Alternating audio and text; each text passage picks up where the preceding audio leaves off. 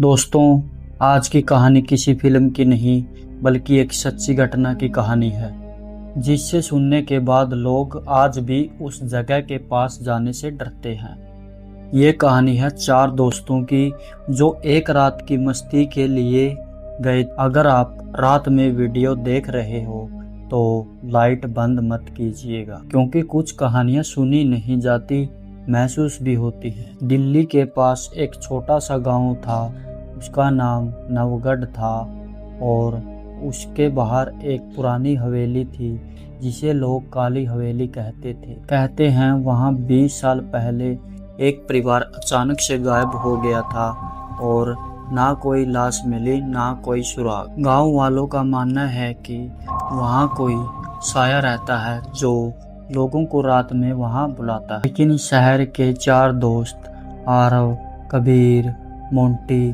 और समीर इन सब बातों को अंधविश्वास मानते थे। एक दिन उन चारों ने तय किया कि वो उस हवेली के अंदर एक रात बिताएंगे और उसकी वीडियो बनाकर YouTube पर डालेंगे। रात के करीब 11 बजे वो चारों दोस्त अपनी कार लेकर उस पुरानी हवेली पर पहुंचे। बारिश शुरू हो चुकी थी और आसमान में बिजली चमक रही थी। हवेली बिल्कुल सुनसान थी और टूटी खिड़कियां, जंग लगे दरवाजे और अंदर से आ रही अजीब सी बदबू। मोंटी थोड़ा डर गया था।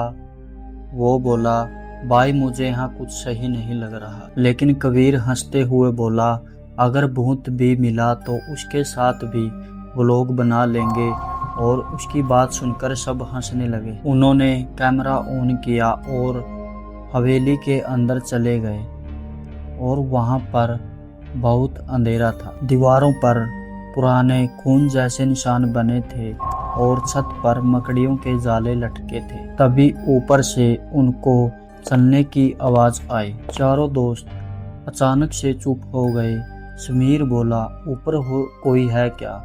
लेकिन ऊपर कोई नहीं था। तभी कैमरे में सफेद साया कैद हुआ, लेकिन दोस्तों ने कैमरे पर ध्यान नहीं दिया। करीब 1 बजे चारों ने हवेली के बड़े हॉल में बैठकर खाना शुरू किया। तभी आरव ने देखा उसके सामने वाली कुर्सी अपने आप हिल रही थी। मोंटी डरकर खड़ा हो गया। ये हवा नहीं हो सकती, क्योंकि उस कमरे की सारी खिड़कियां और दरवाजे बंद थे। तभी ऊपर से एक औरत के रोने की आवाज आई। अब चारों उस आवाज को सुनकर डर गए थे और तभी कबीर बोला, कोई हमें डराने की कोशिश कर रहा है। तभी कबीर ऊपर जाने लगा। ऊपर एक कमरा था और उसका आधा दरवाजा खुला था और उसमें एक शीशा रखा हुआ था और उस शीशे पर खून से लिखा हुआ था कि यहाँ से चले जाओ। तभी कबीर हंसते हुए बोला, किसी का मजाक है। अचानक से दरवाजा एकदम से बंद हो गया। नीचे खड़े 3 दोस्तों ने कबीर की चीख सुनाई दी और वो दौड़कर ऊपर गए। उन्होंने देखा कि दरवाजा अंदर से बंद है। काफी कोशिश करने के बाद जब दरवाजा खुला, उन्होंने देखा अंदर सिर्फ एक टूटा हुआ कैमरा पड़ा है और शीशे पर नया संदेश लिखा हुआ था, अब सिर्फ 3 बचे हैं। अब सबकी हालत खराब हो चुकी थी। मोंटी रोने लगा।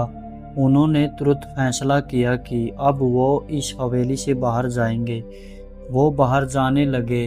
तभी उन्होंने देखा कि मुख्य दरवाज़ा वहाँ से गायब था और वहाँ सिर्फ अब दीवार थी। तभी उन्होंने देखा कि वहाँ पर एक लड़की थी जो सफ़ेद कपड़े पहने हुए थी और उसका फेस जला हुआ था। तभी समीर उसको देखकर भागा।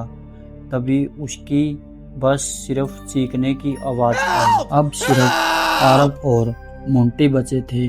वो दोनों भागकर घर के बेसमेंट में छुप गए और वहाँ पर उन्होंने एक अखबार मिला।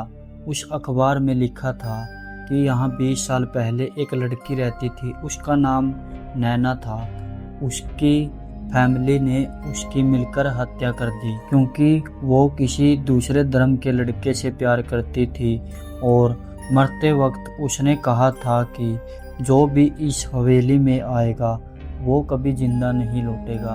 और पीछे से आवाज़ आई कि तुम भी नहीं लौटोगे। उन्होंने पीछे मुड़कर देखा तो वही लड़की उनके पीछे खड़ी थी, जिसकी काली आंखें थी और उसका चेहरा मुस्कुरा रहा था। मोंटी डर के वहीं बेहोश हो गया और आरव किसी न किसी तरह से वहां से भागकर बाहर आ गया और वो सुबह सड़क के किनारे मिला, पागलों की हालत में। गांव वाले उसके पास आए, तब भी वो यही बात बोल रहा था कि वो मुझे बाहर नहीं आने देगी। अब भी वो वहीं पर है। जब पुलिस हवेली में पहुंची, उन्होंने वहां कुछ नहीं मिला।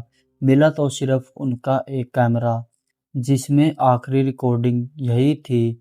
चारों दोस्त के पीछे वो लड़की खड़ी थी और वो मुस्कुरा रही थी। आशा है दोस्तों आपको ये कहानी अच्छी लगी होगी, और ऐसी कहानी देखने के लिए आप मेरे इस चैनल को सब्सक्राइब करें और फॉलो भी करें।